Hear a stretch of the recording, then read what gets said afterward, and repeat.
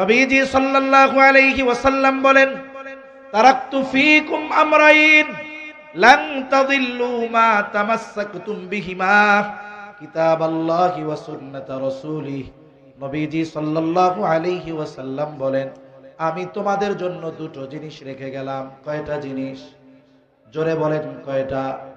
নবীজি এরপরে বলেন, লান তাদিল্লু মা তামাসসাকতুম বিহিমা, যদি এই দুইটা জিনিসকে তোমরা আঁকড়ে ধরো, তার মানে ধরে রাখলে হবে না, বলে এই দুই জিনিসের আলোকে যদি তোমরা দুনিয়ার জিন্দেগি পরিচালিত করো, নবীজি বলেন লান তাদিল্লু, তাহলে তোমরা কখনো পথচ্যুত হবে না। সেটা কি? বলে সেটা হলো কোরআন আর নবীর সুন্নাহ।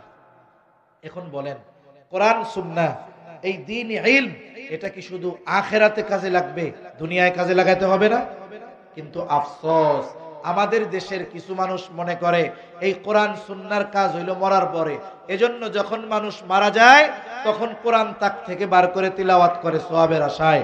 অথচ উচিত তো ছিল এই কোরআন সুন্নাহর আলোকে নিজের ব্যক্তিগত জীবন, পারিবারিক জীবন, সামাজিক জীবন, রাষ্ট্রীয় জীবন পরিচালনা করা। ঠিক কিনা বলেন? এজন্য এটাকে পরকালীন শিক্ষা বলার সুযোগ নাই, এটাকে দ্বীনি শিক্ষা হিসাবে অভিহিত করতে হবে। কারণ এই পৃথিবীতে চলার জন্য যত কিছু দরকার আল্লাহ সুবহানাহু ওয়া তাআলা কোরআনের মাধ্যমে, নবীজি সাল্লাল্লাহু আলাইহি ওয়াসাল্লাম হাদিসের মাধ্যমে আমাদের শিক্ষা দিয়েছেন কি দেন নাই? বলেন, কেমনে রাজনীতি চলবে, কেমনে অর্থনীতি চলবে, কেমনে সমাজনীতি চলবে, কেমনে পৌরনীতি চলবে, কেমনে কূটনীতি চলবে, কেমনে আমার ব্যক্তিগত জীবন চলবে, সবকিছু কোরআনের মধ্যে আছে না নাই? আইন আদালত কেমনে চলবে, কোরআনের মধ্যে আছে না নাই? কোরআন সুন্নাহয় সব কিছুর সমাধান থাকার পরেও আমরা কোরআনকে শুধুমাত্র আখিরাতের সাথে সম্পৃক্ত করে ফেলেছি, সুন্নাহকে শুধুমাত্র আখিরাতের সাথে সম্পৃক্ত করে ফেলেছি। এটা আমাদের জন্য নিতান্তই বোকামি। আমাদের উচিত মুসলিম হিসাবে ইমানের মতো দৌলত যেহেতু আল্লাহ তাআলা দিয়েছে, সাথে সাথে কোরআন সুন্নাহর আলোকে রাষ্ট্র পরিচালনা করার জন্য আমাদের চেষ্টা প্রচেষ্টা অব্যাহত রাখার দরকার আছে না নাই? এজন্য প্রথম শিক্ষা হলো জাগতিক শিক্ষা। বলে এটা কোনটা? বলে স্বাভাবিকভাবে স্কুল, এইখানে যে শিক্ষা দেওয়া হয়, এই জাগতিক শিক্ষার সিলেবাস প্রণয়ন করেছে দুনিয়ার মানুষ। আর এই জাগতিক শিক্ষারও দুইটা দিক। আমি দ্বীনি শিক্ষার কথাগুলো বলার আগে এটা একটু বলা জরুরি, এজন্য বলতেছি। জাগতিক শিক্ষার দুইটা দিক, বলে একটা হলো উপকারী দিক আর একটা হলো অনুপকারী দিক। স্বাভাবিকভাবে আমাদের দ্বীনি শিক্ষার যেই সিলেবাস, এই সিলেবাস অধ্যয়ন করে আপনি হয়তো ডাক্তার হতে পারবেন না, ইঞ্জিনিয়ার হতে পারবেন না। আপনার ডাক্তার ইঞ্জিনিয়ার হওয়ার জন্য জাগতিক সিলেবাসের আলোকে লেখাপড়া করা লাগবে। এখন যারা জাগতিক সিলেবাসের আলোকে লেখাপড়া করে আমরা তাদেরকে খারাপ বলি না, তবে এই শিক্ষার দুইটা দিক আছে, একটা ভালো দিক আর একটা মন্দ দিক, অকল্যাণকর দিক। একটা হলো কল্যাণকর দিক। অকল্যাণকর বিষয়গুলো কি? বলে জাগতিক শিক্ষার পাঠ্যপুস্তকগুলোর মধ্যে এমন এমন কিছু শিক্ষা আমাদের কোমলমতি সন্তানদের দেওয়া হয়, বলে ওই শিক্ষা যদি সে বাস্তবিকভাবে বিশ্বাস করে তার ঈমান থাকবে না। এরকম কিছু বিষয় আছে না নাই? জোরে বলেন, আছে না নাই? যেমন বিগত সময়, এখন তো পাঠ্যপুস্তক নতুন করে আবার প্রণয়ন হচ্ছে, বিগত সময় আমরা দেখেছি আমাদের ছোট ছোট বাচ্চাদেরকে ট্রান্সজেন্ডারের মতো ঈমান বিধ্বংসী বিষয়, এটাকে সাধারণ করার জন্য, স্বাভাবিক করার জন্য আমাদের সন্তানদের মগজ মস্তিষ্কে এই কুফরি মতবাদ ঢুকিয়ে দেওয়ার অপচেষ্টা করেছে। ঠিক কিনা বলেন? আবার দেখুন, অনেকে বায়োলজি পড়ে, জীববিজ্ঞান, এইখানে ডারউইনের একটা থিওরি মতবাদকে প্রতিষ্ঠিত করার অপচেষ্টা জালেমরা করতেছে। বলে কি? ডারউইনের মতবাদ হলো, এটা তার বিশ্বাস, গবেষণার ফল না, এটা তার বিশ্বাস কি যে মানুষ এক সময় মানুষ ছিল না। বলে মিলিয়ন মিলিয়ন বছর আগে মানুষ ছিল বানর। কি ছিল? বানর। আস্তে আস্তে বিবর্তনের মাধ্যমে মানুষ এক সময় বানর থেকে মানুষে পরিণত হয়েছে। নাউজুবিল্লাহ বলেন। এটা পড়ানো হয়। এখন বলেন তো, কেউ যদি এটা বিশ্বাস করে যে মানুষ এক সময় বানর ছিল, বানর থেকে মানুষ হয়েছে, আমার মুসলমানের সন্তানেরা স্কুল কলেজে গিয়ে যদি এই পড়া পড়ে এই বিষয়ের উপরে বিশ্বাস স্থাপন করে, বলেন তো ঈমান থাকবে না যাবে? কেন? বলে কোরআনুল কারীমে একটা দুইটা আয়াতে নয়, শত শত আয়াতে আল্লাহ তাআলা মানব সৃষ্টির ইতিহাসের কথা বর্ণনা করেছেন। হাদিসের মধ্যে সুস্পষ্টভাবে নবীজি সাল্লাল্লাহু আলাইহি ওয়াসাল্লাম মানব সৃষ্টির ইতি কথা জানিয়েছেন। এখন কোন সন্তান যদি এই জাগতিক বিদ্যা অর্জন করে বিশ্বাস করে যে মানুষ এক সময় বানর ছিল, এরপরে মানুষ হয়েছে, আল্লাহর কসম এই পড়া বিশ্বাস করলে তার ঈমান থাকবে না। এখন বলুন, জাগতিক শিক্ষার ক্ষতিকারক দিক কি? বলে ক্ষতি এত বেশি যে ওই পড়া পড়ে বিশ্বাস করলে বেঈমান হয়ে যাবে। ঠিক কিনা বলেন? উপকারী দিক কি? বলে আপনার সন্তান লেখাপড়া করে ডাক্তার হবে, আপনার ছেলে লেখাপড়া করে ইঞ্জিনিয়ার হবে, ডাক্তার হবে, এটা ভালো দিক। বলে এই ডাক্তার ইঞ্জিনিয়ার এটাও তার দ্বীনি কাজে যদি ব্যয় হয়। ছেলেটা ডাক্তার হচ্ছে কেন? বলে আমি ডাক্তার হয়ে আমার এলাকার গরিব দুস্থ মানুষগুলাকে আমি বিনা টাকায় চিকিৎসা প্রদান করব, আমি বিনা টাকায় তাদের অপারেশন করব। তাহলে এই ছেলেটা যখন নিয়ত করেছে খেদমতে খালক, মানুষের খেদমতের নিয়তে যখন সে ডাক্তার হবে, সাথে সাথে মানুষের যখন খেদমত করবে, বলে এই ডাক্তার হওয়াটা তার জন্য কল্যাণকর হয়ে যাবে। মানুষের খেদমতের কারণে দ্বীনি ঈমান যদি ঠিক থাকে, তাহলে এই ডাক্তার মানুষের সেবা করার কারণে আখিরাতে আল্লাহর কাছে প্রতিদান পাবে কি পাবে না? এই ধরনের ডাক্তার সমাজের জন্য কল্যাণকর। এখন আপনার সন্তান ইঞ্জিনিয়ার হবে, তার উদ্দেশ্য কি? বলে আমি লেখাপড়া করে ইঞ্জিনিয়ার হব। আমার উদ্দেশ্য হলো ইঞ্জিনিয়ার হবার পর শুধু টাকা পয়সা উপার্জন করা নয়, বরং মাদ্রাসা মসজিদের ভবন যদি করে দিতে হয় আমি লক্ষ টাকা নিব না। বলে ফি সাবিলিল্লাহ, আল্লাহর জন্য আমি এই ডিজাইন গুলো ফ্রি করে দিব। আমি যদি কোনো কাজ পাই জালেমদের মতো রডের বদলে বাঁশ দিব না, সিমেন্টের জায়গায় বালু বেশি খাটাবো না, দুর্নীতি করব না। এই যে দ্বীনি খেদমতে যখন সে তার মেধাটাকে কাজে লাগাতে নিয়ত করবে, বলে ওই ইঞ্জিনিয়ার কল্যাণকর একজন ইঞ্জিনিয়ার, তার শিক্ষা দ্বীনি কাজে ব্যয় হওয়ার কারণে, মসজিদ মাদ্রাসার খেদমতে ব্যয় হওয়ার কারণে ওই ব্যক্তির এই খেদমতটা কর্মটাও তার জন্য আখিরাতে কল্যাণকর হয়ে যাবে। এজন্য সন্তান যদি জাগতিক শিক্ষায় শিক্ষিত হয়, কল্যাণকর দিক এইগুলো। যদি আবার ওই বায়োলজি পড়তে গিয়ে ডারউইনের মতবাদ বিশ্বাস করে নেয়, তাহলে তো বড় ক্ষতি, ঈমান চলে যাবে। ঠিক কিনা বলেন? আমি একটা দুইটা উদাহরণ শুধু বললাম এই কারণে যে জাগতিক শিক্ষার যে উপকারী দিক নাই তা না, বরং উপকারী দিক কখন হবে? বলে যখন ওই জ্ঞানটাকে সে দ্বীনের খেদমতে কাজে লাগাবে। ঠিক কিনা বলেন? দ্বীনের খেদমত বলতে শুধু মাদ্রাসা মসজিদ বলি নাই। ওই যে ডাক্তার গরিব মানুষের সেবা করে, মাদ্রাসায় মাসে একদিন আসে, যে অসহায় দরিদ্র ছাত্রদের ওই হেলথ চেক আপ করে, স্বাস্থ্য দেখে, বলে এই যে দ্বীনের খেদমতে তার জ্ঞানকে কাজে লাগাচ্ছে, এই কারণে এটা তার জন্য উপকারী হবে দুনিয়া আখিরাতে। ঠিক কিনা? এবার আসেন দ্বীনি ইলম, যেটা দ্বীনি ইলমের সিলেবাস, এটা দুনিয়ার কোনো মানুষ প্রণয়ন করে নাই। দ্বীনি ইলম এর সিলেবাস প্রণয়ন করেছেন স্বয়ং কে? জোরে বলেন, আরো জোরে বলেন কে? এই পৃথিবীতে সর্বপ্রথম যিনি ক্লাস 10-এ পড়েছেন, এই বই প্রণয়ন করেছে 10 পাস করে নাই এমন লোক। ঠিক কিনা বলেন? সর্বপ্রথম যে ক্লাস 10-এ পড়ছে, এই বইটা যে লিখছে, প্রণয়ন করেছে, সেই তো ক্লাস 10-এ উঠে নাই।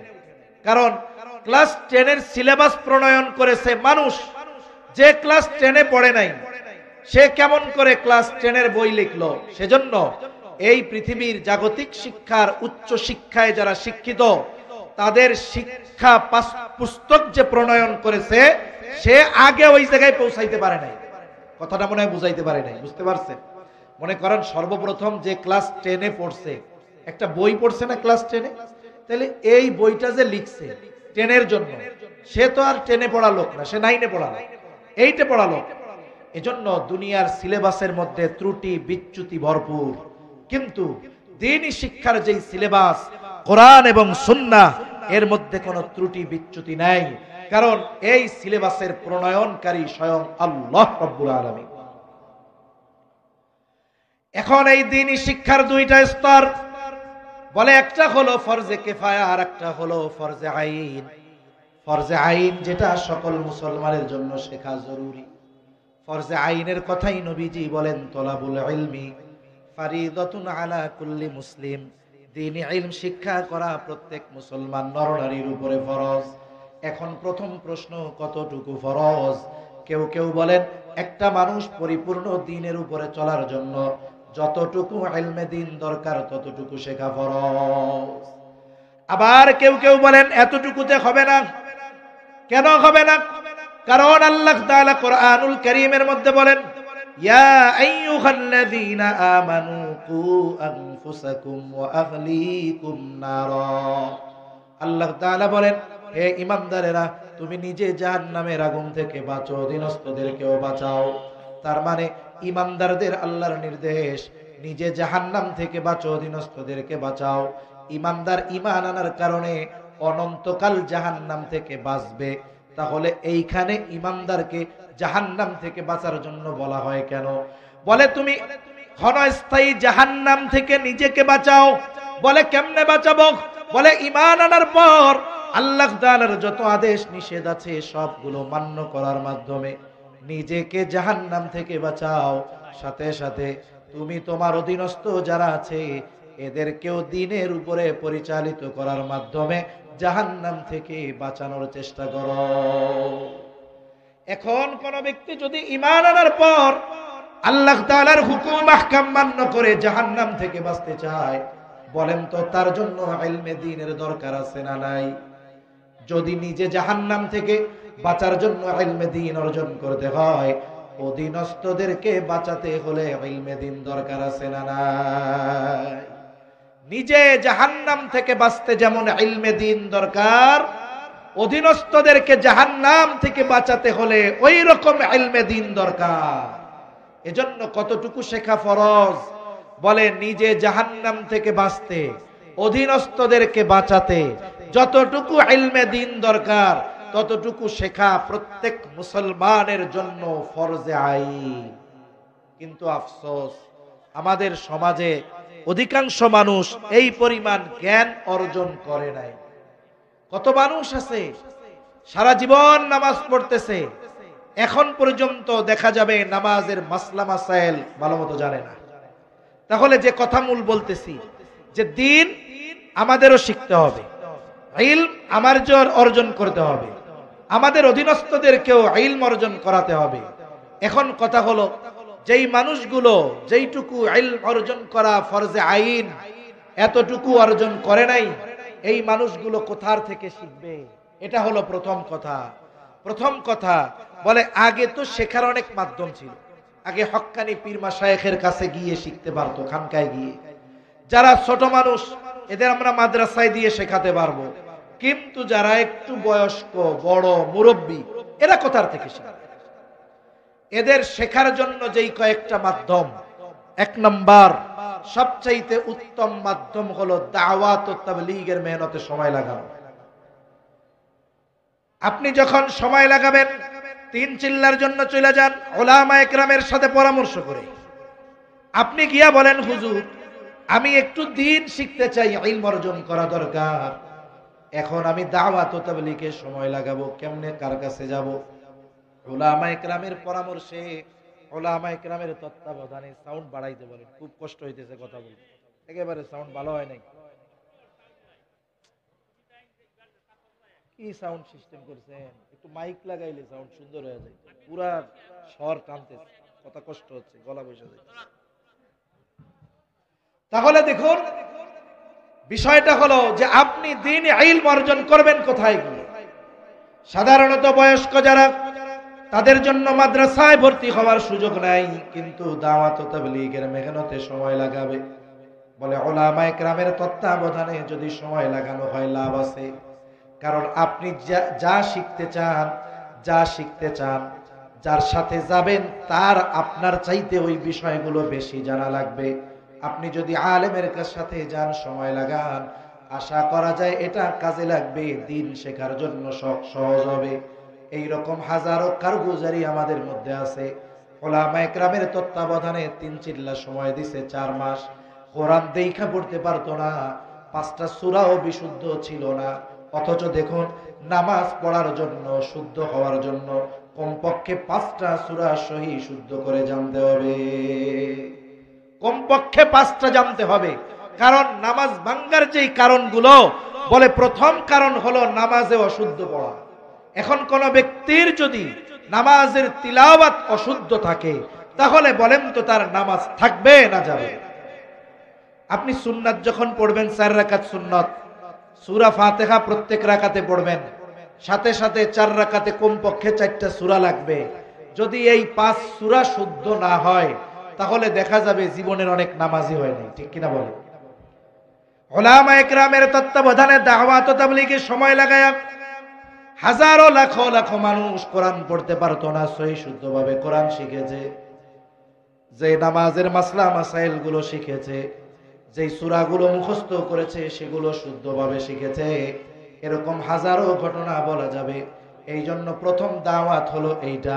যাদের সময় আছে, সুযোগ আছে, আলহামদুলিল্লাহ, অন্ধকার কেটে গেছে। উলামায়ে কেরামের তত্ত্বাবধানে 31 জানুয়ারি, 1-2 ফেব্রুয়ারি ইনশাআল্লাহ বিশ্ব ইজতেমা হবে। আপনারা এখন থেকেই প্রস্তুতি নেন, যাদের সময় আছে, যে তাবলীগে ইজতেমায় গিয়ে ওইখান থেকে আল্লাহর রাস্তায় উলামায়ে কেরামের সাথে বের হয়ে যাব। আমার দিল বলে উলামায়ে কেরামের তত্ত্বাবধানে যদি 4টা মাস সময় লাগানো যায়, জরুরতে দিন, যতটুকু দিন শেখা, ইলম শেখা ফরজ, আশা করা যায় ততটুকু ইলম শিখে সে বাড়ি আসতে পারবে। এটা গেল মুরব্বীদের ক্ষেত্রে। এখন যারা ছোট, তাদেরকে শেখাবেন কেমনে? বলে আমাদের দেশের পরিবেশ এমন নাই যে আপনি বাসায় বসে সন্তানকে দিন শেখাতে পারবেন। এই সুযোগ সাধারণত আমাদের দেশে নাই। এই জন্য সন্তানকে মাদ্রাসায় পাঠায় দেন, নুরানি মাদ্রাসায় দেন। কমপক্ষে ক্লাস 3 পর্যন্ত সন্তানটা নুরানি পড়ুক। এরপরে আপনি ডাক্তার বানান, ইঞ্জিনিয়ার বানান, অসুবিধা নাই। কারণ বাংলাদেশের নুরানি সিলেবাস গুলো এত সুন্দর। বলে একটা ছেলে যদি ক্লাস 3-4 পর্যন্ত নুরানি মাদ্রাসায় পড়ে, আশা করা যায় যতটুকু ইলম শেখা জরুরি, ওই বাচ্চাটা ততটুকু ইলম নুরানি মাদ্রাসায় পড়ে শিখে যায়। এজন্য প্রত্যেক মুসলমানের জন্য ফরজে আইন ওই পরিমাণ ইলম অর্জন করা। আমরা নিজেরাও করব, অধীনস্থদেরকেও ওই পরিমাণ ইলম অর্জনের ব্যবস্থা করে দিব, বলেন ইনশাআল্লাহ। এরপরের অংশ কি? বলে পরের স্তর হলো ফরজে কিফায়া। ফরজে কিফায়া কাকে বলে? সাধারণ ভাষায় আমরা যেটা বুঝি, এমন ফরজ যদি কোন এলাকার কিছু ব্যক্তি ওই কাজটা করে, সকলের পক্ষ থেকে আদায় হয়ে যায়। যেমন একজন মানুষ মারা গেছে, এখন তার জানাজা, এটা কি? ফরজে কিফায়া। দেখা গেল ওই ব্যক্তি মারা গেছে, এলাকার লোক কেউ তাকে গোসলও দেয় না, কাফন দাফনের ব্যবস্থাও করে না, জানাজার ব্যবস্থাও করা নাই, লাশ পড়ে আছে।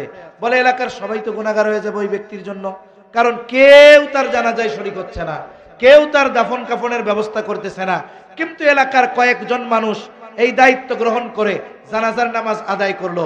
আপনি সৌদি আরব, আপনি দেশে নাই, আপনি এলাকার বাইরে আছেন, বলে আপনার আমার সকলের পক্ষ থেকে ওই ব্যক্তি বা ওই কয়েকজন ব্যক্তি আমার আপনার জিম্মাদারি তারা আদায় করে দিল। ঠিক কিনা বলেন? এখন বলেন, এলাকার মানুষ সবাই যদি আদায় না করত, সবাই গুনাহগার। কয়েকজন আদায় করার কারণে সকলের জিম্মাদারি যেহেতু পালন হয়ে গেল, তাইলে যেই কয়জন এই দায়িত্ব পালন করলো, যারা অনুপস্থিত ছিল, আদায় করতে পারে নাই, এই মানুষগুলো তাদের জন্য উপকার করেছে কি করে নাই? তার মানে সবাই যদি আদায় না করতো, সবাই গুনাহগার হতো। ওই কয়জন আদায় করার কারণে বাকি মানুষগুলো গুনার থেকে বেঁচে গেল। এই দৃষ্টিকোণ থেকে এরা আমাদের কল্যাণকামী। এখন আসুন, এই যে মাদ্রাসা দেখতেছেন, দয়ামির মাদ্রাসা বলেন, গওহরপুর মাদ্রাসা বলেন, এই মাদ্রাসাগুলো এই যে ইলমে দ্বীনের যেই ফরজে কিফায়ার যেই স্তর আমাদের উপরে অর্জন করা জরুরি ছিল, কিন্তু কিছু মানুষ অর্জন করলে এটা আদায় হয়ে যাবে। আমার তো সময় নাই, আমার সুযোগ নাই, আমি চাকরিতে ব্যস্ত, কিন্তু আমার এলাকার কিছু সন্তান, কিছু অভিভাবক সন্তানদের মাদ্রাসায় দিয়েছে, যাও তোমরা হাফেজ হবা, তোমরা আলেম হবা, তোমরা মুফতি হবা, তোমরা মুহাদ্দিস হবা, তোমরা তাখাসসুস ফিল হাদিস, তোমরা হাদিসের উপরে গবেষণা করবা, তোমরা বড় বড় আলেম হবা। এই যে বড় বড় আলেম যারা আমার আপনার এলাকার, এরা আমাদের দায়িত্ব পালন করে দিচ্ছে, বলেন তো এরা আমাদের কল্যাণকামী নয় কি? এজন্য উচিত এরা যেহেতু আমাদের কল্যাণকামী, এদের দিকে আমাদের সম্মানের নজর রাখা, এদের সাথে আমাদের সদাচরণ করা, এদের সাথে আমাদের ভালো রাখা। আর যেই প্রতিষ্ঠানগুলো এই দায়িত্ব পালনের জিম্মাদারি নিয়েছে, এই প্রতিষ্ঠানগুলোকে জীবন দিয়ে হলেও মহব্বত করা, ঠিক কিনা বলেন? মনে রাখবেন, স্বাধীনতা পরবর্তীকালীন সময় থেকে নিয়ে উলামায়ে কেরামের যেই অবদান এই দেশ গঠনে, এই দেশের মানুষের কল্যাণে আমরা দেখে আসতেছি, বারবার বারবার বারবার উলামায়ে কেরামের এই অবদানকে ধামাচাপা দেওয়ার অপচেষ্টা করা হচ্ছে, ঠিক কিনা বলেন? আমরা সর্বশেষ এই বিষয়টা নিয়ে প্রচন্ড ব্যথিত হয়েছি যে এই যে জুলাই বিপ্লব গেল, এখানে হাজারো শহীদের ভিড়ে আমাদের তালিবুল ইলম, মাদ্রাসার ছাত্র উলামায়ে কেরাম, এক দুইজন নয়, 70-এর অধিক উলামায়ে কেরাম তালিবুল ইলম জীবন উৎসর্গ করেছে। কিন্তু আফসোস, নতুন পাঠ্যপুস্তকের মধ্যে উলামায়ে কেরামের এই অবদানের কোনো কথাই উল্লেখ না করে তাদের এই অবদানকে আবারও ধামাচাপা দেওয়ার অপচেষ্টা চলতেছে, ঠিক কিনা বলেন? সেজন্য মনে রাখতে হবে, উলামায়ে কেরামকে বাদ দিয়ে একটা সুস্থ জাতি, একটা সমৃদ্ধশালী শক্তিশালী দেশ গঠন এটা অসম্ভব, মনে রাখতে হবে। এজন্য উলামায়ে কেরামকে মাইনাস করে বাংলাদেশে শান্তি প্রতিষ্ঠা সম্ভব নয়। এখন আমি আমার মূল আলোচনা যেটা, এটা প্রাসঙ্গিক কথায় গেলাম। মূল আলোচনা হলো, আমরা সকলে চাই সম্মানিত হতে। দুনিয়ার মানুষ আমাকে সম্মান যদিও করে, আল্লাহর কাছে যদি আমি আপনি সম্মানিত না হতে পারি, এই সম্মান আসল সম্মান নয়, বরং আল্লাহর কাছে যারা সম্মানিত হতে পেরেছে এরাই প্রকৃত সম্মানী, ঠিক কিনা বলেন? এজন্য আল্লাহ রাব্বুল আলামিন এই আয়াতের আলোকে আল্লাহ তাআলা দুইটি নীতিমালা দিয়ে দিয়েছেন। এক নাম্বার, ইমানদার হতে হবে, ঈমান আনতে হবে।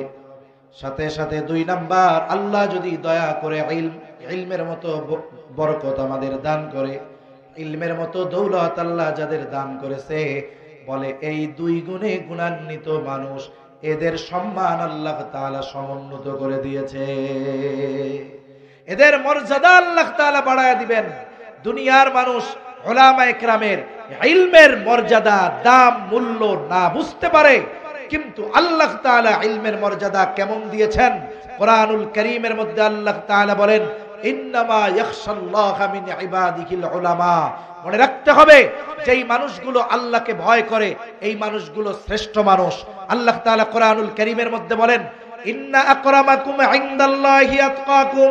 আল্লাহ তাআলার কাছে সবচাইতে সম্মানিত কারা? ওরা যারা বেশি আল্লাহ তাআলাকে ভয় করে। এখন যদি প্রশ্ন করা হয় কারা আল্লাহকে বেশি ভয় করে, জবাবটা আল্লাহ তাআলা দিয়ে বলেন, ইন্নামা ইয়াখশাল্লাহা মিন ইবাদিহিল উলামা। মানুষের মধ্যে যারা আলেম তারাই আল্লাহকে বেশি ভয় করে। এজন্য ইলমের কারণে আল্লাহ তাআলাকে এরা বেশি ভয় করে। এজন্য আল্লাহ তাআলা এদের মর্যাদাকে সমুন্নত করে দিয়েছেন। সম্মানিত উপস্থিতি, আমি আর আলোচনা লম্বা করব না, কারণ আপনাদের এই জায়গার যে আজকের মূল আকর্ষণ মুফতি সাখাওয়াত হোসেন রাজি হাফিজাহুল্লাহ হযরত এখন যেখানে, আমাকে ওইখানে যাওয়া লাগবে। আমার প্রতি নির্দেশ যত আগে আসা যায়, কিন্তু আমি চিন্তা করতেছি যথাসময়ে পৌঁছানো আমার জন্য কঠিন। এজন্য আমারে যেই ভাই দাওয়াত দিছে, আমি খুব গুরুত্ব সহকারে বলছি যে দেখেন অবস্থা এরকম, এমন অবস্থা হয়েছে যে আপনাদের মেহমান আজকে যে ওই জায়গায়ও মেহমান সে, আমিও আবার ওই জায়গায় যাব। আমি গেলে এরপরে হযরত আসবে, অবস্থাটা এরকম যে হযরত বেশি সময় এখানে দিবে না, এজন্য বেশি সময় আপনাদের আর কষ্ট দিব না। মূল কথা যেটা আমি বলতে চাই যে ঈমানের মতো দৌলত আল্লাহ তাআলা দান করেছেন, এখন এই ইলমের মতো দৌলত অর্জন করার দরকার আছে না নাই? সবকিছু আল্লাহ দেন না, কিন্তু বান্দা যদি আল্লাহর কাছে চায়, আল্লাহ চাইলে দিতে পারেন কি পারেন না? আপনাদের প্রতি অনুরোধ থাকবে, যারা ইলম অর্জন করতে পারেন নাই, আলেম হতে পারেন নাই, আপনাদের অধীনস্থ যারা আছে, সন্তান হোক, ছেলে হোক, মেয়ে যদি হয়, বালিকা মাদ্রাসারও এখন অভাব নাই, সাথে সাথে আপনার নাতিপোতা হোক, এই ধরনের দ্বীনি প্রতিষ্ঠানে দিবেন তো ইনশাআল্লাহ? মনে রাখবেন, দুনিয়ার মানুষ তাদের মূল্য বুঝুক আর না বুঝুক, তাদের মূল্য আল্লাহ তাআলার কাছে আছে না নাই? শুনুন, আপনার সন্তান কোরআন পড়ার জন্য এখানে ভর্তি হবে, এই ছোট মাসুম বাচ্চা, নামাজও ফরজ হয় নাই, আল্লাহর নবী বলেন খায়রুকুম মান তাআল্লামাল কুরআন ওয়া আল্লামা। এই যে কোরআন পড়তেছে, সাথে আপনার মাদ্রাসার যেই শিক্ষক কোরআন পড়াচ্ছে, আমরা মনে করতে পারি হুজুর 10,000, 15,000, 20,000 টাকা বেতন। আমরা তো মানুষের উপার্জন দিয়ে সম্মানকে পরিমাপ করি, কিন্তু নবীজি বলেন তোমাদের মধ্যে সর্বোত্তম হলো ওই ব্যক্তি যে কোরআন শেখে এবং কোরআন শেখায়। ঠিক কিনা বলেন? শুধু তাই না, যেই ব্যক্তি ইলম অর্জনের জন্য বের হয়, সমুদ্রের মাছ, গর্তের পিপিলিকা পর্যন্ত তার জন্য দোয়া করতে থাকে। যেই বাচ্চা তালিবুল ইলম, আল্লাহর জন্য ইলম অর্জন করে, বলে রাস্তা দিয়ে চলে, ওই তালিবুল ইলমের রাস্তায় নূরের ফেরেশতারা তাদের ডানা বিছায়া দেয়। সুবহানাল্লাহ বলেন। সাল্লাম তালাবুল ইলমি ফরিদাতুন আলা কুল্লি মুসলিম أو كما قال النبي صلى الله عليه وسلم صدق الله العلي العظيم وصدق رسوله النبي الكريم ونحن على ذلك من الشاهدين والشاكرين والحمد لله رب العالمين سبحانك لا علم لنا إلا ما علمتنا إنك أنت العليم الحكيم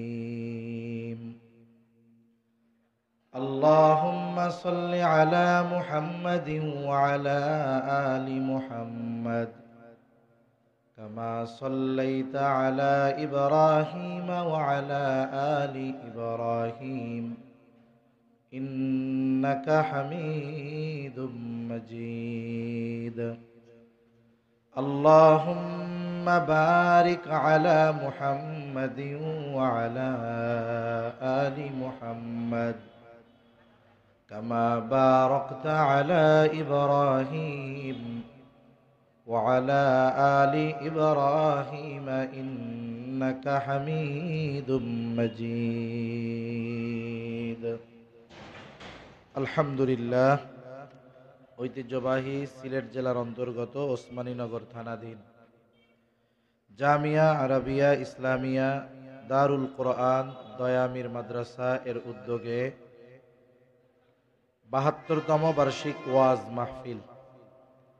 আজকের এই ওয়াজ মাহফিলের সম্মানিত শ্রদ্ধেয় সভাপতি মণ্ডলী, আমন্ত্রিত উলামায়ে কেরাম, সামনে উপস্থিত মুরব্বিয়ানে কেরাম, সমবয়সী যুবক বন্ধু, স্নেহের ছোট ভাই, মাইকের আওয়াজ যত দূরে যায় নিজ নিজ স্থানে অবস্থানরতা সম্মানিতা শ্রদ্ধেয়া মা ও বোন, আল্লাহ রব্বুল আলামিনের আলিশান দরবারে অগণিত শুকর যে মহান মালিক আমাদের হায়াতে বরকত দিয়ে সুস্থ রেখে তার মহান হুকুম মাগরিবের নামাজের পর হাদিসের ভাষায় এ জান্নাতের বাগানে আসার বসার, কিছু দ্বীনি কথা বলবার এবং শ্রবণ করবার তৌফিক যে মহান মনিব দান করেছেন, সে মহান মনিবকে খুশি করার জন্য মোহাব্বতের সাথে জবান খুলে অন্তর থেকে আমরা একবার কালিমাতুশ শুকর পাঠ করি, আলহামদুলিল্লাহ। অগণিত দুরুদ ও সালাম সৈয়দুল আম্বিয়া, আশরাফুল আম্বিয়া, খাতামুল আম্বিয়া, ইমামুল মুরসালিন, রহমাতুল লিল আলামিন মুহাম্মাদুর রাসূলুল্লাহ সাল্লাল্লাহু আলাইহি ওয়াসাল্লামের উপর। আমি কোরআনুল কারীম থেকে একটু তিলাওয়াত করেছি ও রাসূল আকরাম সাল্লাল্লাহু আলাইহি ওয়াসাল্লামের অগণিত হাদিস থেকে একটা হাদিস পাঠ করেছি। আল্লাহ তাআলার কাছে তৌফিক চাই, আল্লাহ তাআলা কিছু কথা বলার তৌফিক দান করেন, যে কথাগুলো আমাদের সকলের দুনিয়া এবং আখিরাতের জন্য কল্যাণকর হয়। সকলে বলি আমিন। সাউন্ডটা বাড়াইতে হবে। এই ভাই, আমি আওয়াজ পাই না কেন? আওয়াজ বাড়ান। ভলিউম আমার কানে আসে না কেন? আওয়াজ আসতে হবে তো। কোথায়? সম্মানিত উপস্থিতি, আল্লাহ সুবহানাহু ওয়া তাআলা আমাদেরকে সৃষ্টির শ্রেষ্ঠ জীব হিসাবে সৃষ্টি করেছেন। মানুষ আশরাফুল মাখলুকাত, সকল সৃষ্টির মধ্যে শ্রেষ্ঠ হলো মানুষ। তবে কেউ যদি চিন্তা করে যে শ্রেষ্ঠত্ব এই গঠনের কারণে, বিষয়টা কিন্তু এমন নয়। বরং একটা মানুষ পরিপূর্ণ শ্রেষ্ঠত্ব অর্জন করবে তখন যখন যথাযথভাবে আল্লাহ তাআলার গোলামি করবে। আল্লাহ তাআলার যথাযথ গোলামির মাধ্যমে একটা মানুষ বাস্তবেই শ্রেষ্ঠ মানুষে পরিণত হয়। যদি অন্য আরেক দিক দিয়ে হিসাব করা হয়, তাহলে কিছু মানুষের চাইতে চতুষ্পদ জানোয়ার এগুলাও অনেক ক্ষেত্রে উত্তম। কেন? এক বুজুর্গের ব্যাপারে একটা ঘটনা আছে। এটা তো কোরআনের ঘটনাও না, হাদিসের ঘটনাও না, কিন্তু শিক্ষণীয় বিষয়। সেটা সত্য হোক চাই মিথ্যা হোক, যাই হোক, এখন ওনার ব্যাপারে এইরকম যে উনি একদিন রাস্তা দিয়ে চলতেছে। রাস্তা দিয়ে চলার সময় একটা কুকুরের সাথে দেখা। এখন কুকুর ওই বুজুর্গকে জিজ্ঞাসা করতেছে, কুকুরের জবান খুলে গেছে। আল্লাহ তাআলা যদি চান যে কথা বলতে পারে না তাকেও কথা বলার যোগ্যতা দিতে পারেন কি পারেন না? দেখুন, এই পৃথিবীতে আমার আপনার সাথে আমার আপনার অঙ্গ প্রত্যঙ্গ, হাত, চোখ, কান, পা, এগুলো কিছু কি কথা বলে? জোরে বলেন না, কথা বলে? বলে না। কিন্তু কিয়ামতের দিন এরা আমার আপনার ব্যাপারে সব খবর আল্লাহ তাআলার কাছে বলে দিবে। মানুষেরা যখন অবাক হয়ে যাবে, বলবে ক্বালু লিজুলুদিহিম লিমা শাহিদতুম আলাইনা, কিরে চামড়া, আজকে তোমরা আমার বিপক্ষে কেন সাক্ষ্য দিচ্ছ? তার মানে তোমরা তো দুনিয়ায় কথা বলতে পারতা না, আজকে কিভাবে কথা বলতেছো? তখন তারা জবাব দিবে ক্বালু আনতাকানাল্লাহ, আজকে আমাদের কথা বলার ক্ষমতা কে দিয়েছেন? জোরে বলেন, কে দিয়েছেন? আল্লাহ তাআলা দিয়েছেন। আল্লাহ চাইলে অঙ্গ প্রত্যঙ্গ এগুলাও কিয়ামতের দিন কথা বলবে। এ দুনিয়াতেও অনেক সময় যেই মানুষ কথা বলতে পারে না তাকেও কথা বলার যোগ্যতা দিতে পারেন কে? যখন মারিয়াম আলাইহিস সালাম নিয়ে আসতেন একেবারে শিশু ঈসা আলাইহিস সালামকে, খ্রিস্টানরা বলতেছে যে এটা হলো আল্লাহর সন্তান, নাউজুবিল্লাহ। আর ইহুদিরা অপবাদ দিচ্ছে ঈসা আলাইহিস সালামের ব্যাপারে, মারিয়াম আলাইহিস সালামের ব্যাপারে অপবাদ দিচ্ছে এটা ব্যভিচারিণী, নাউজুবিল্লাহ। এখন মারিয়াম আলাইহিস সালাম উনি কি করলেন? এই কথাগুলোর জবাব না দিয়ে ফাআশারাত ইলাই, তিনি তার কোলের সন্তানের দিকে ইশারা দিলেন যে আমারের জিজ্ঞাসা না কইরা এরে জিজ্ঞাসা করো। এখন সে তো সদ্য ভূমিষ্ঠ শিশু, কথা বলবে কেমন? তারা বলতেছে ক্বালু কাইফা নুকাল্লিমু মান কানা ফিল মাহদি সাবিয়্যা, এই দোলনার শিশু, দুগ্ধপোষ্য শিশু, এটা কথা বলবে কেমন? এখন বলেন তো, আল্লাহ যদি চায় বলতে পারবে কি পারবে না? ঈসা আলাইহিস সালাম দুগ্ধপোষ্য শিশু, আল্লাহ জবান খুলে দিছে। তিনি কি বলতেছেন? ক্বালা ইন্নী আবদুল্লাহ আতানিয়াল কিতাব ওয়া জাআলানি নাবিয়্যা। তিনি বলতেছেন আমি আল্লাহর সন্তান নই, আমি কোনো খারাপ সন্তানও নই, আমি হলাম আল্লাহর গোলাম। কার গোলাম? আল্লাহর গোলাম। আমাকে কিতাব দেওয়া হয়েছে, সাথে সাথে ওয়াজআলানি নাবিয়্যা, আমাকে নবী বানানো হয়েছে। সুবহানাল্লাহ বলেন। তাহলে মূল কথা হলো যে আল্লাহ তাআলা যদি চান চামড়া কথা বলবে, চোখ কথা বলবে। আল্লাহ যদি চান কোন প্রাণীর ভাষা বোঝার ক্ষমতা আল্লাহ কোন বুজুর্গকে দিতেও পারে। এই পৃথিবীতে আল্লাহ তাআলা সুলাইমান আলাইহিস সালামকে এক রাজত্ব দান করেছিলেন। তিনি পশু পাখির ভাষা বুঝতেন, বাতাসকে ওনার আজ্ঞাবহ করে দেওয়া হয়েছিল। এজন্য আল্লাহ তাআলা যদি চান চতুষ্পদ জানোয়ার দ্বারা, প্রাণীর দ্বারা কথা বলাতে পারেন এবং ওই কথা বোঝার যোগ্যতাও আল্লাহ চাইলে কাউকে দিতে পারেন। এখন কুকুর জিজ্ঞাসা করতেছে যে আপনি শ্রেষ্ঠ না আমি শ্রেষ্ঠ, আপনি উত্তম না আমি উত্তম। তা বুজুর্গ তার ভাষায় বলতেছে আর যে শোনো, যে কিয়ামতের দিন যদি আল্লাহ তাআলা আমাকে মাফ করে দেয় আর আমি যদি নাজাত পেয়ে যাই, আমি যদি জান্নাতি হই, ইমানদারদের তালিকায় যদি আমার নাম থাকে, তাইলে তোমার সাথে আমার তুলনা করারই কোনো সুযোগ নেই। আর যদি আল্লাহ না করুক বিষয়টা এমন হয়, যদি আমাকে জাহান্নামে যাইতে হয়, তালিকাটা যদি ইমানদার বেঈমানদের তালিকায় নাম থাকে, বলে এই দিক বিবেচনায় তখন তুমি আমার চাইতে উত্তম। কেন? বলে কোন জানোয়ার হোক সে কুকুর, হোক সে অন্যান্য নিকৃষ্ট প্রাণী, এদের জাহান্নামে যাওয়া লাগবে না।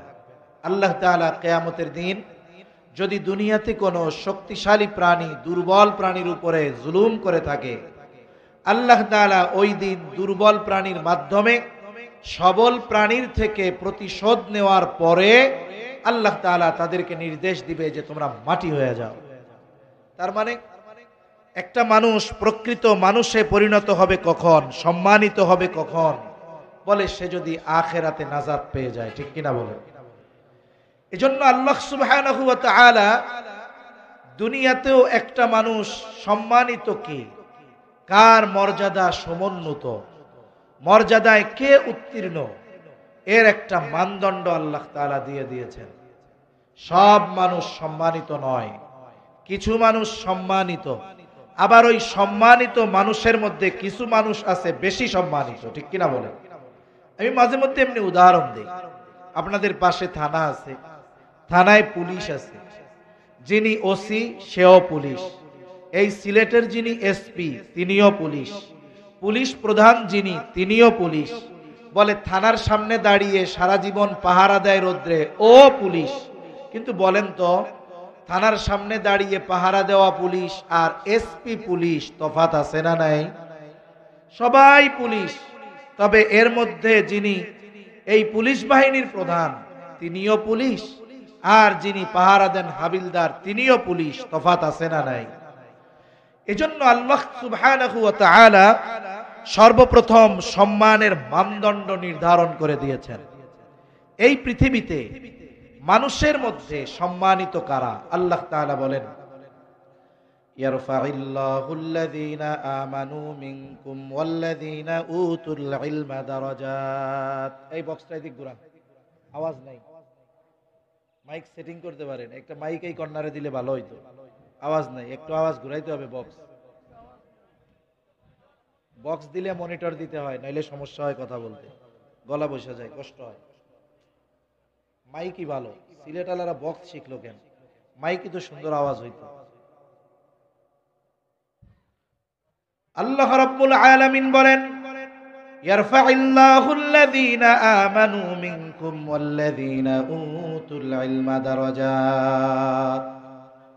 মর্যাদায় কারা সমুন্নত, কাদের মর্যাদা সর্বোচ্চ? এই আয়াতের আলোকে আল্লাহ তাআলা দুইটা মানদণ্ড দিয়েছেন। কয়টা? একটু জবান খুলে বলেন। এই পৃথিবীর সব মানুষ সম্মানিত নয়।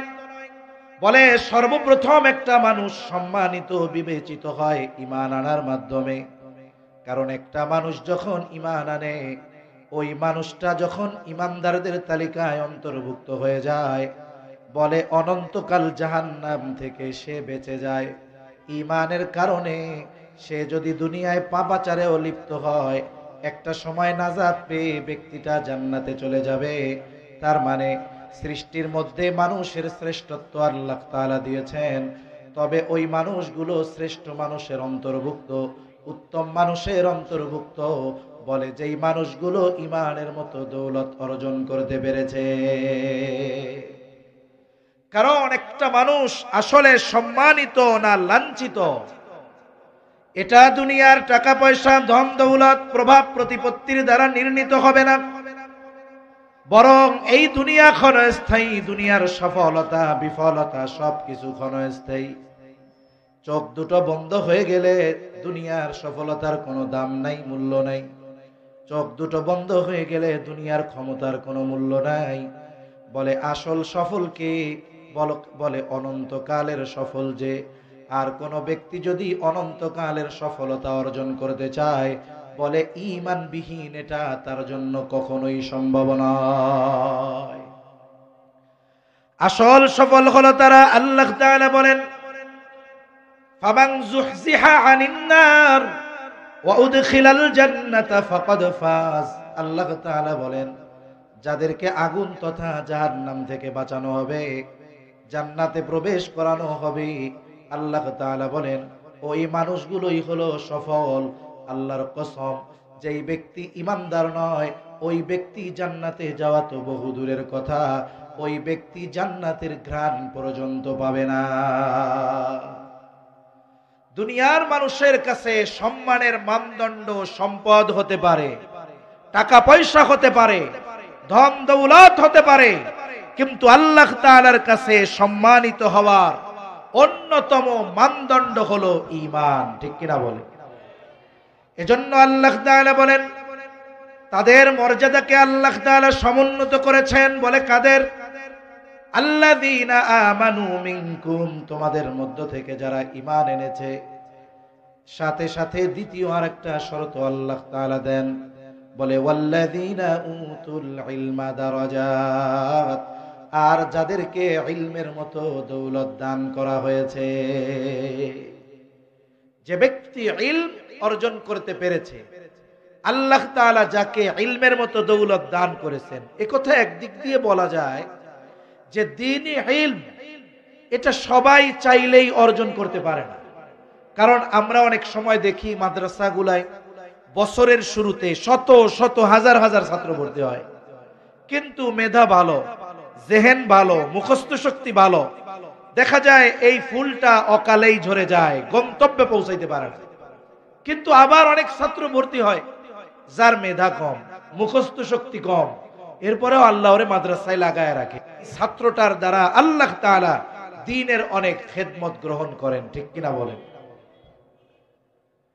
এই জন্য রাসূল আকরাম সাল্লাল্লাহু আলাইহি ওয়াসাল্লাম বলেন আল্লাহ তাআলা যার কল্যাণ চান তাকে আল্লাহ তাআলা ইলমে দ্বীন অর্জন করার সুযোগ দান করেন। আল্লাহ সুবহানাহু ওয়া তাআলা যাকে সুযোগ দেন সেই দ্বীনে ইলম অর্জন করতে পারে। এছাড়া কোন ব্যক্তি নিজের শক্তিতে প্রভাব খাটায়া সে নিজে ইলম অর্জন করতে পারবে এ তৌফিক তার নাই। এই জন্য আল্লাহ তাআলা ইলম অর্জনের কথা না বলে বলেছেন আল্লাযীনা উতুল ইলমা দারাজাত, যাদেরকে ইলম প্রদান করা হয় তাদের সম্মানকে আল্লাহ তাআলা সমুন্নত করে দিয়েছে। তাহলে হাদিসের আলোকে এই কথাটা সুস্পষ্ট, আল্লাহ তাআলা যাদের কল্যাণ চান তাদেরকেই আল্লাহ তাআলা দ্বীনের বুঝ দান করেন। আর দ্বীনের পরিপূর্ণ বুঝ সাধারণ মানুষ সাধারণত অর্জন করতে পারে না। দ্বীনের পরিপূর্ণ বুঝ যারা আহলে ইলম তারাই অর্জন করতে পারে। ঠিক কিনা বলেন? এজন্য নবীজি বলেন মাইয়ুরিদিল্লাহু বিহি খায়রান ইউফাক্কিহু ফিদ্দীন, আল্লাহ তাআলা যার কল্যাণ চান তাকেই আল্লাহ তাআলা দ্বীনের বুঝ দান করেন। এজন্য ইলম হলো আল্লাহ তাআলার কাছে সর্বোচ্চ সম্মানিত হওয়ার অন্যতম পথ। এজন্য আমাদের সমাজে, আমাদের দেশে আলেমদেরকে যদিও অসম্মান করা হয়, আলেমদেরকে যদিও মূল্যহীন মনে করা হয়, আলেমদের ত্যাগ তিতিক্ষার যদি স্বীকার নাও করা হয়, কিন্তু আল্লাহ তাআলার কাছে আহলে ইলমের মর্যাদা আছে না নাই?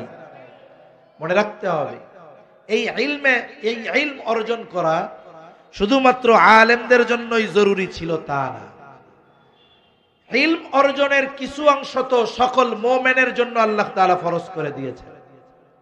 এজন্য রাসূল আকরাম সাল্লাল্লাহু আলাইহি ওয়াসাল্লাম বলেন, তলাবুল ইলমি ফরিদাতুন আলা কুল্লি মুসলিম, দ্বীনি ইলম শিক্ষা করা প্রত্যেক মুসলমান নরনারীর উপরে ফরজ।